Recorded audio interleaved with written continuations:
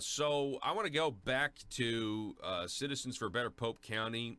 We've been talking to Larry Walker the last couple of weeks. He's back with us on this casino issue in Pope County. Hey, Larry, how's it going this morning, sir? Doing pretty good, Paul. How are you doing? I'm doing good. I'm doing really well. So I want to get an update from you about how things are going. But before we do, I have a message for you. It was actually a message for me about you after our interview last week. So you ready for it? I'm going to read it. Oh, man. Okay. All right. So it's from a guy named Michael Ford, and he sent this to us on Facebook, and he says, before you have Larry Walker back on the show, I suggest you either do some research or bring on someone from the other side so you don't have to look silly. This local ordinance he's talking about has already had an opinion from the Arkansas State Attorney General saying it's illegal. The attorney that drew the ordinance up from Fayetteville said in a quorum court meeting in Russellville they had tried to figure out a legal way to have a vote but could not. The Pope County Quorum Court wrote a letter for the best choice because the Racing Commission had a letter from an inferior project from Gulfside in hand. We could have ended up with that if they decided to take it.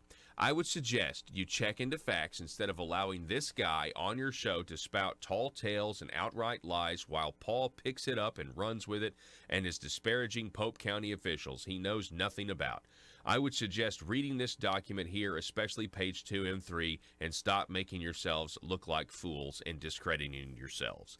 So, Larry Walker, I have read I've considered the facts before I have you on again. I'm having you on now. What are your thoughts on that complaint? Oh, Paul, there's so much in that. Let's. You just asked me. We'll talk about any of those points in there. Okay. Let's start with the Attorney General opinion. All right. Well, the Attorney General has not issued an opinion. I'll tell you that.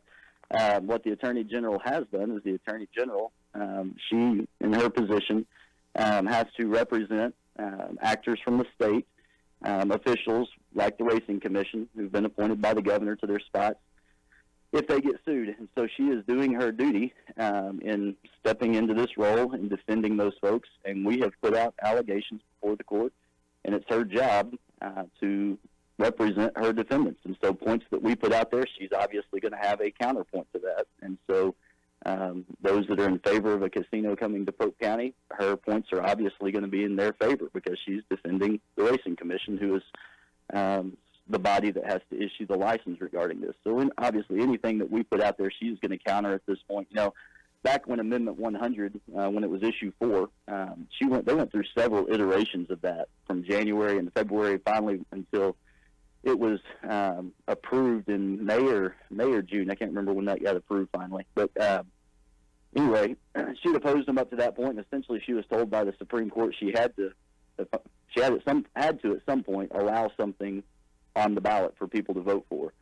And so she did, but then she wrote this letter that was essentially her opinion regarding issue 4 of all the faults that are in it. And essentially, Judge Cross, we've talked to him about this. He got it from her that, hey, if you want to challenge this thing, these are the things you need to challenge in issue 4 because it's faulty in these areas. And so we did. We had a case back in September, October of last year to challenge that issue 4 to try and get it kicked off the ballot. And lo and behold, the Supreme Court denied our lawsuit. So the exact things she was saying should be contested before the court are all the things that lost before the court.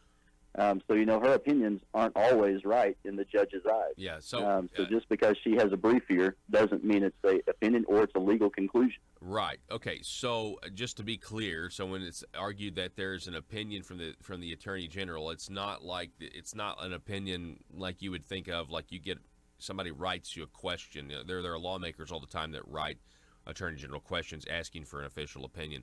This is her making counterpoints to it because she is legally obligated to defend the Racing Commission as a member of the government. That's correct. Okay, so that's the actual truth. And a lot of times people do this. They love to argue from positions of authority. You know what I mean? They love to say, well, because this person has said it, then I'm obviously more right, instead of actually let's have a debate about the issues. So the next thing, let's see here. Something about an attorney from Fayetteville drew the ordinance up from the attorney that drew the ordinance up from Fayetteville said in a quorum court meeting in Russellville that they had tried to figure out a legal way to have a vote but could not. Can you address that? Yeah, so the attorney that drew that up, Travis Story, that's our attorney. He's the one that's representing in this matter. He has certainly not been looking for the mechanism to make this happen. That statement was made, one, by the judge. The judge made the statement that he has contacted the Secretary of State and was unable to find a way. Caleb Moore restated what the judge said in his speech towards the end of the August 13th meeting, stating that they had looked for all the possible ways to have a vote and couldn't find one. We have yet to be able to find evidence of where they've looked for that. I think there's been some folks for you. The Secretary of State looked for those conversations and even looked for what question was asked when asked about the vote. And we haven't found any of that information yet. None of that has been maybe it was discussed. Maybe he's misremembering. Maybe it was at one of their secret meetings. Oh, Paul, are we going to go there today? I think we should. I mean, we had. Did you happen to catch my interview with State Representative Joe Cloud yesterday, Larry? I got to listen to it last night. Okay. Yep. Well, I thought it was really big of him to write that letter to the Racing Commission saying, hey, will you guys please hold off, don't award anything until the litigation is done. I'm sure you agree with that. Absolutely. And I think that's a very fair position to take, whether you're for or against the casino.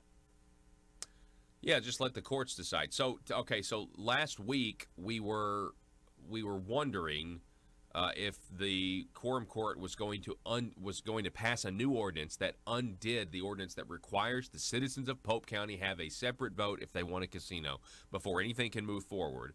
And I understand they did not pass that new ordinance. I think it might have something to do with the fact that we talked about it on this show last week. But what are your thoughts? Yeah, they did not do that. Their attorney came and spoke to them regarding options that they might have regarding repealing that, and at the end they did not. Now I think it's noteworthy that two of the votes that voted in their favor last time were not there at the time they would have had to take the vote last Thursday. Okay. And so you had to have 9 votes to make that happen. It has to happen by a supermajority. So they needed 9 votes, and they only had 8 votes in August. So to have 2 of their votes not there, that means they're going to have to pick up 3 votes somewhere to make it happen. So they just, honestly, whether they wanted to or didn't want to, I've got to believe they didn't have votes there to do it. Okay. So they didn't have the votes there to do it for whatever reason. And again, I'd like to point out that if in the past the quorum court believes, or people on the quorum court believe, that the ordinance that requires a separate vote is irrelevant and is trumped by this new state law or the state, Amendment 100 in the Constitution, and now this is tied up in court and a judge is going to decide, and they're coming around on the back end now and saying, well, what if we just undo the ordinance altogether? That says to me that they're worried that the judge is going to side with the people that voted overwhelmingly to have a separate vote. What are your thoughts on that? Yeah, I think that's fair. I mean, and honestly, by them trying to repeal it, it just gives more credence to that position of the judge. Because obviously, if it was void from the date it went effective because of the state constitution, and that was their argument, that the Constitution trumped it as of November 14th, 2018, and revoked it upon that date. If that's the case, there's no need to repeal anything. Yeah. And so now if they're coming back and doing it, obviously they're telling the judge that, oh yeah, what we did back in August, that was that just, we were wrong back then, and we're right now. Yeah. So, what they do now does not undo what they did in August, and I think that's part of the fallacy in their thinking right here. If they try to do something, it still doesn't change what you did then. In fact, it makes what you did then even worse, because you're admitting that what we did then was wrong. We're talking with Larry Walker with Citizens for a Better Pope County. Now, another part of this complaint or this Facebook message that I got said that I was disparaging Pope County officials that I know nothing about. Now, I don't know what specifically he's referring to. I say a lot of things, okay? But for the most part, I try to just report, what's in the news, like the secret meetings, the allegations of these secret meetings, the allegations of trying to take a vote beforehand. But I got a feeling that the disparaging of Pope County officials allegation might be more directed at the fact that towards the end of that interview last week, Larry, you had media reports from the past where you were quoting politicians' promises about, their commitment to let the people decide or to not do the casino. And I think it was the county judge specifically. You were quoting multiple reports about what he had told the people he was going to do, and yet here we are. And any time you hold up that mirror, anytime you try to hold politicians accountable to what they said in the past when it's at least suggested that they're not doing what they said, you do get sometimes in local politics a visceral reaction of quit criticizing public officials. What are your thoughts on that? I mean, it was very conclusive what you said last week to me. Well, I mean, the stuff, it was direct quotes that I was giving you. There wasn't, weren't trying to slander anybody, weren't trying to lie about anything. It's just that when promises are made by a politician, those that voted for those people expect that to happen. Last year in July, the quorum court voted by a 12-0 margin. There was one that was not there that night, so they voted by a 12-0 margin. At that point, the judge was on the quorum court. He was not yet the judge. And they passed a resolution, and the resolution said that if Arkansas votes for Issue 4, and Pope County votes against Issue 4, we encourage the county judge to not sign a letter of support, but to go with the will of the voters. And that Judge Cross was one of the justices of the peace that made that resolution and voted for it 12-0. And now that same court and him are completely gone the other way. They were encouraging a letter not to be sent, and he was one of them encouraging that. Now those same guys, with maybe the exception of one or two that have changed out of there, we're saying we're not going to write a letter based on what happens in November. And so when the people voted for JPs coming in November, there's a lot of that was that they were voting on based upon, hey, these guys made us a promise that they were not going to sign a letter of support.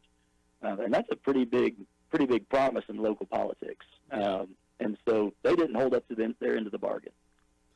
Well, I mean, there you go. I mean, and that's not disparaging. I mean, we're just reporting what has taken place and is of the public record. And if, so it just is what it is, I mean, I know people get upset sometimes about that, but the people are the ones that really are upset when they're told one thing, vote for me and I'll do this. And then they get in office. We see this all the time with people in Little Rock. They get in office and then they don't do what they said they're going to do. And then they get really upset when people tell other people about it. And so I think that's what we're facing. And local politics are very, very touchy because we see, these people in our local communities. We want to be nice to them. And there are people in Pope County, I'm sure, that want this casino and make a reasoned argument why they want it and are good people. They're not bad. But on the other hand, and as I said last week, and I said this in my interview with Dr. Cloud, State Representative Cloud, Larry, all of the stereotypical things that you would assume would happen when a casino is moving into town appear to be happening. Well, and they're not even here yet, and that's the sad thing. You hear about corruption, you hear about all of that stuff that happens when casinos come around, and here we are. The casinos aren't even in our community yet, and we've got private meetings happening. We have all of these rumors that go around, and it is just really sad the division that it has caused in our county. And the casino is not even here yet, and that's just, it's scary and it's sad. Going forward, and one thing I want to hit on in that letter, I know our time's going to be up here in just a minute, is the part you mentioned about Gulfside. Gulfside, there was a big, moving up to August 13th, there was a big, everything in this, every time there's been something come all along, it's, we got to hurry. Well, the same thing happened August 13th. I believe there was a racing commission meeting that was going to happen maybe August 15th. And so the quorum court meeting was originally scheduled August 15th, and then it got moved to August 13th at the last minute. And when that happened, there was the stories that were going around. That Friday before, Bill Warner from Hard Rock Casinos had issued a letter that said he had been contacted by the county judge to issue his final proposal for the casino. However, they've already decided to go with the Cherokee. And that's in Bill Warner's letter. He put that out there, and he essentially said, I'm not going to issue that because why would I issue a final proposal if you've already gone with another vendor? Right. And I think the representatives from the Choctaw may have said something similar to that. Same thing from the Keel Group in Iowa. And so, but what the excuse that was given leading up to that vote was, well, if we don't put out a vendor, then Gulfside Casino, who already has two letters submitted, one from the former mayor and one from the former county judge, then they may get it if the court decides they should get it. Well, that makes no sense. And the reason it makes no sense is because if the court goes with Gulfside, the court is going to base it off of what happened on the former county judge and the former mayor's letters that were written back in December. And the Racing Commission established a timeline. They had to have their rules created by a certain time, and then they had to have their application period opened at a certain time. And they did that, like in May sometime. They opened that, and it closed sometime in June. Well, for their initial application period and all the requirements that had to be met, if the court went with Gulfside and said their letters are acceptable, they were the only ones that met the initial deadline. They're the only ones. There was not another letter submitted then. There was not another valid application at that point. I understand. And so adding a letter later on doesn't change. I mean, they're not going to come in now and add somebody else in. It doesn't help us to have somebody later on. They're going to go with what was actually the facts at that point in time when it happened. And so it made no sense that we had to rush to get a letter in for somebody else. Because if the court's going to go with Gulfside on their letters, they're going to go with Gulfside because there was no other during that initial application period. The court had laid out what has to, or the Racing Commission laid out, this is what has to happen, and nobody else was able to get a letter during that time period, only Gulfside. So rushing the voters and rushing the quorum court to get somebody else by that August meeting it's just not valid. Yeah. And it makes no sense. Yeah, doesn't make sense so with it a seems timeline. like there's something else that has to be going on. Yep. Larry, what's last question real quick, what's next on the horizon? Where do we go from here? I mean, we're still waiting on the court to decide something, right? Is there anything else we're waiting on?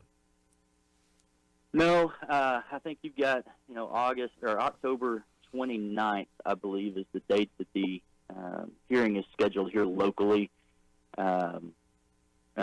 to hear on the local ordinance and several other matters. So I guess we're waiting for that to happen on October 29th to see where the court rules on that. So. All right. Well, we'll certainly keep an ear to the ground. If anything happens, you let us know, and we'll have you back on, and we'll blast it out there so everybody knows what's going on. Transparency needs to be key in this situation, regardless of which way it goes. So absolutely. All right. Larry Walker, Citizens for a Better Polk County. Appreciate it, sir. Have a good rest of your week.